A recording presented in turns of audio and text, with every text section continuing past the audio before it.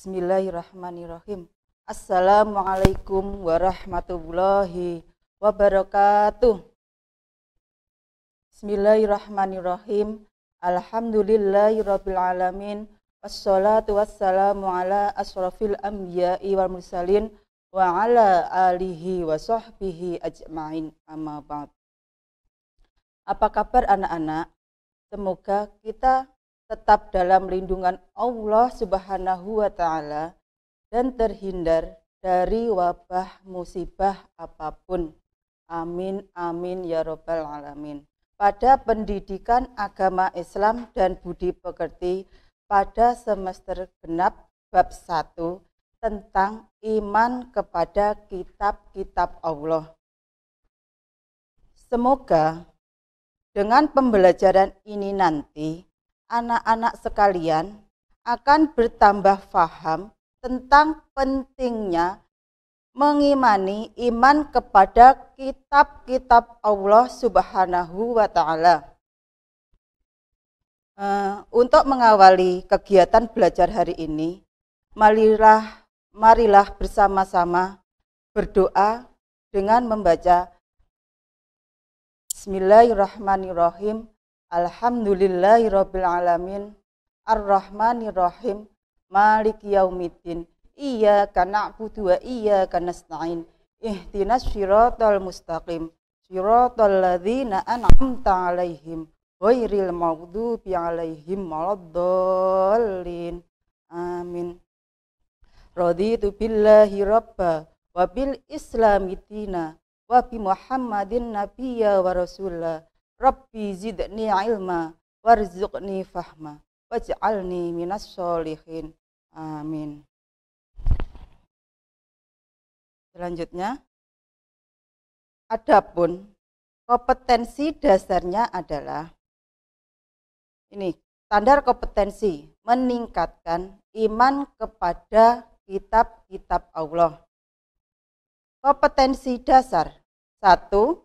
Menghayati nilai-nilai iman kepada kitab-kitab Allah. Yang kedua, memahami iman kepada kitab-kitab Allah. Yang kedua, berperilaku yang mencerminkan kesadaran beriman kepada kitab-kitab Allah. Berikutnya, iman kepada kitab-kitab Allah. Pengertian iman kepada kitab-kitab Allah Subhanahu wa Ta'ala meyakini sepenuh hati bahwa Allah telah menurunkan kitab-kitabnya kepada para nabi dan rasul yang berisi wahyu yang disampaikan kepada seluruh umat manusia. Di dalam Al-Quran disebutkan bahwa ada 4 kitab Allah Subhanahu wa Ta'ala yang wajib kita imani, kita percayai, yang diturunkan kepada nabi dan rasul. Yang pertama, kitab Taurat yang disampaikan atau yang diturunkan kepada Nabi Musa alaihi salam. Yang kedua, kitab Zabur. Kitab Zabur diturunkan atau disampaikan kepada Nabi Daud alaihi salam. Yang ketiga, kitab Injil yang diturunkan kepada Nabi Isa alaihissalam. Dan yang terakhir adalah diturunkan kepada Nabi Muhammad Shallallahu Alaihi Wasallam. Sebagaimana firman-Nya, wa anzalna ilaikal kitaba bil haqqi musaddiqal lima baina yadaihi minal kitabi wa muhaiminan alaih wa ahkum bainahum bima anzalallah wa la tattabi'u ahwa'ahum amma ja'aka minal haq, yang artinya, dan kami telah turunkan kepadamu Al-Quran dengan membawa kebenaran, membenarkan apa yang sebelumnya, yaitu kitab-kitab yang diturunkan kepadanya, dan batu ujian terhadap kitab-kitab yang lainnya. Maka putuskanlah perkara mereka menurut apa yang Allah turunkan. Janganlah kamu mengikuti hawa nafsu dengan meninggalkan kebenaran yang telah datang kepadamu. Quran Surat Al-Ma'idah ayat 48. Kitab-kitab yang dimaksud di atas adalah kitab yang berisi peraturan, ketentuan, perintah, dan larangan yang dijadikan pedoman bagi umat manusia. Kitab-kitab Allah Subhanahu wa Ta'ala tersebut diturunkan pada masa yang berlainan. Semua kitab tersebut berisi ajaran pokok yang sama, yaitu ajaran mengesahkan Allah atau tauhid. Yang berbeda adalah dalam hal syariat yang disesuaikan dengan zaman dan keadaan umat pada waktu itu. Selanjutnya, kita akan membahas 4 kitab-kitab Allah yang diturunkan kepada Nabi dan Rasul. Yang pertama, kita akan membahas kitab Taurat. Kitab Taurat diturunkan di Mesir pada abad ke-12 sebelum Masehi, yang disampaikan kepada Nabi Musa sebagai petunjuk dan bimbingan Bani Israel. Kitab Taurat, isi dari kitab Taurat ada 8 larangan dan 2 perintah. Yang pertama, 1. Hormati dan cintai Allah saja. Yang kedua, sebutkan nama Allah dengan hormat. Yang ketiga, kuduskan hari Tuhan atau hari ke-7 atau hari Sabtu. Yang keempat, hormati ibu bapakmu. Yang kelima, jangan membunuh. Yang keenam, jangan berbuat cabul. Yang ketujuh, jangan mencuri. Yang kedelapan, jangan berdusta. Yang kesembilan, jangan ingin berbuat cabul. Yang ke-10, jangan ingin memiliki barang orang lain dengan cara yang tidak halal. Kita lanjutkan kitab Allah, yaitu kitab Zabur. Kitab Zabur diturunkan di Darussalam, Palestina pada abad ke-10 yang disampaikan oleh Nabi Daud alaihi salam, yaitu sebagai petunjuk dan bimbingan Bani Israel. Isi dari kitab Zabur yaitu tentang pujian kepada Allah, zikir, berdoa, dan hikmah. Secara garis besarnya, nyanyian rohani yang disenandungkan oleh Nabi Daud alaihi salam. Di dalam kitab Zabur terdiri atas 5 macam nyanyian. Yang pertama, nyanyian untuk memuji Tuhan atau liturgi. Yang kedua, nyanyian perorangan sebagai ucapan syukur. Yang ketiga, ratapan-ratapan jamaah. Yang keempat, ratapan dan doa individu. Dan yang terakhir, nyanyian untuk raja. Itu adalah isi dari kitab Zabur. Selanjutnya, kitab Injil. Kitab Injil adalah kitab yang dibawa oleh Nabi Isa alaihi salam. Kitab Injil diturunkan di Yerusalem pada abad pertama Masehi. Isi dari kitab Injil tentang tuntunan hidup zuhud dan isi kitab-kitabnya. Sebagaimana dijelaskan di dalam Al-Quran, bahwa Isa alaihissalam mengajarkan kepada umatnya atau pengikutnya, yaitu untuk melakukan atau untuk mengisahkan Allah atau mentauhidkan dan tidak menyekutukan Allah.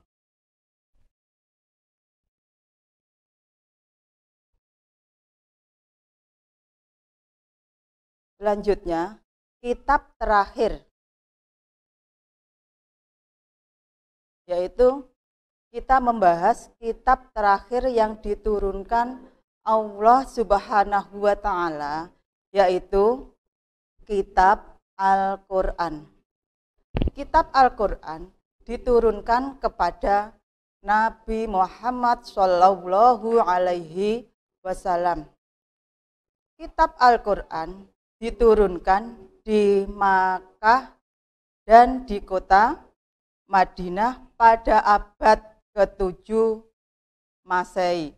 Kitab Al-Quran sebagai petunjuk dan pedoman bagi seluruh umat manusia. Berisi tentang akidah, hukum-hukum syariat, dan muamalat. Al-Quran diturunkan Allah Subhanahu wa Ta'ala kepada Nabi Muhammad SAW melalui malaikat Jibril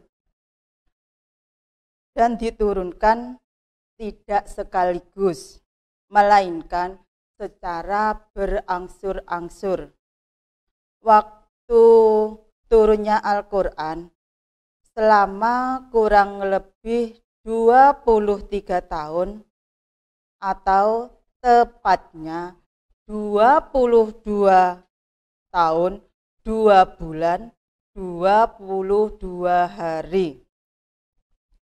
Terdiri atas 30 juz, 114 surat, 6.236 ayat, 74.437 kalimat, dan 325.345 huruf. Wahyu pertama adalah surat Al-Alaq ayat 1-5, diturunkan pada malam 17 Ramadan pada tahun 610 Masehi di Gua Hira.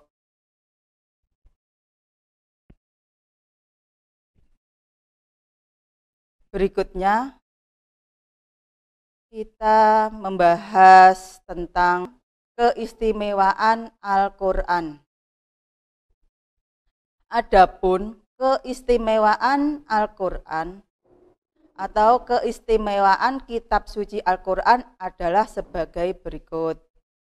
Yang pertama, sebagai petunjuk dan rahmat bagi orang-orang yang beriman dan bertakwa.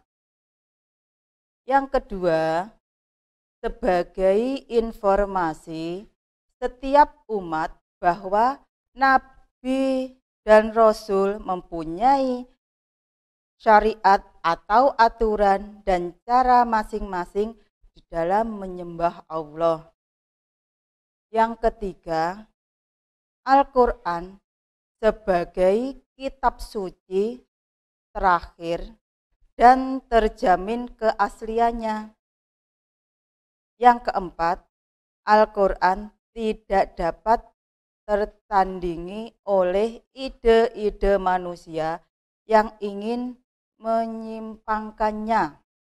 Dan yang terakhir, membaca dan mempelajari isi Al-Quran merupakan ibadah. Berikutnya, kita membahas tentang tanda-tanda beriman kepada kitab-kitab Allah. Tanda-tanda beriman kepada kitab-kitab Allah: menjaga kesucian dan kehormatan Al-Quran dan kitab-kitab sebelum Al-Quran. Tanda-tanda yang kedua, meyakini dan mengimani bahwa benar kitab-kitab Allah itu diturunkan sebagai petunjuk manusia. Yang ketiga, meyakini bahwa Al-Quran adalah mukjizat Nabi Muhammad sebagai penyempurna. Yang keempat, rajin membaca Al-Quran dan tartil. Yang kelima, hidup sejalan dengan Al-Quran.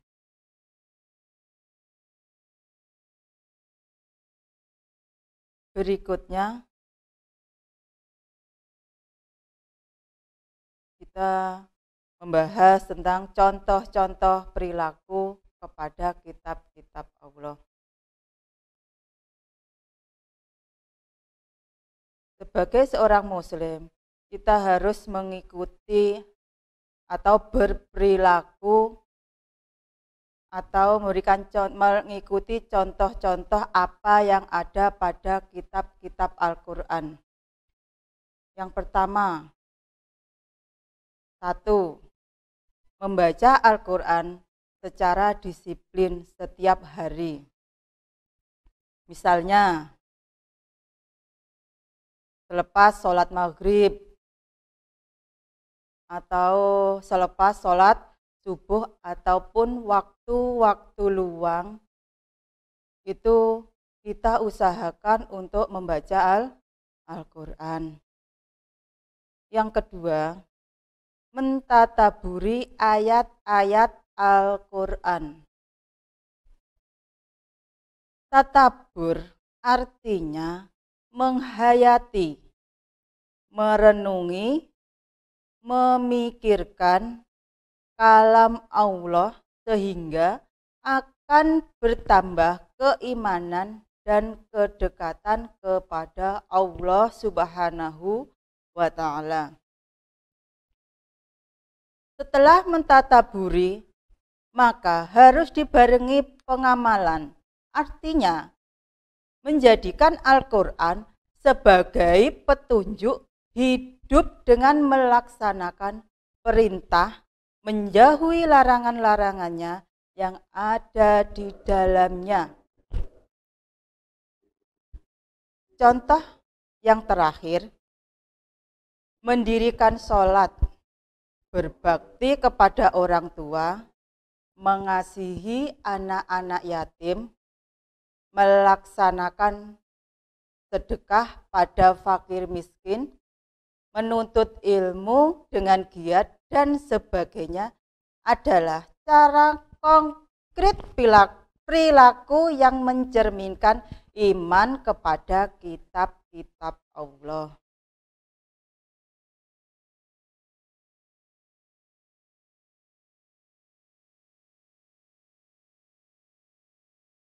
Selanjutnya, kesimpulan dari pembahasan tadi mulai dari awal sampai akhir, yaitu kesimpulan pertama, iman kepada kitab-kitab Allah Subhanahu wa Ta'ala adalah rukun iman yang ketiga.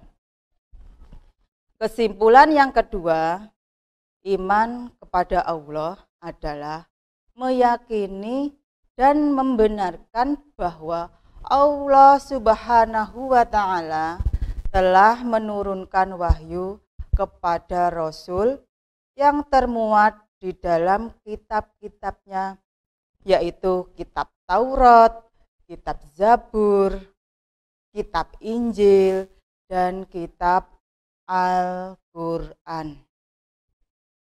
Untuk saran dari saya, silakan anak-anak, sebaiknya kita mengimani kitab-kitab Allah Subhanahu wa Ta'ala agar kita memperoleh fungsi, dan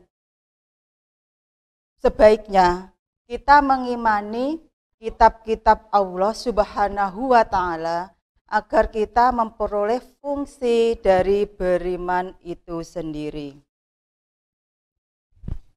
Untuk lebih jelasnya lagi, silahkan simak video berikut ini. Nah, itu tadi video yang sudah kalian saksikan. Semoga kalian lebih menambah wawasan tentang keimanan kepada kitab-kitab Allah. Untuk tugasnya, saya berikan lewat WA atau Google Classroom. Nah, untuk tugasnya sudah saya berikan lewat WA atau Google Classroom.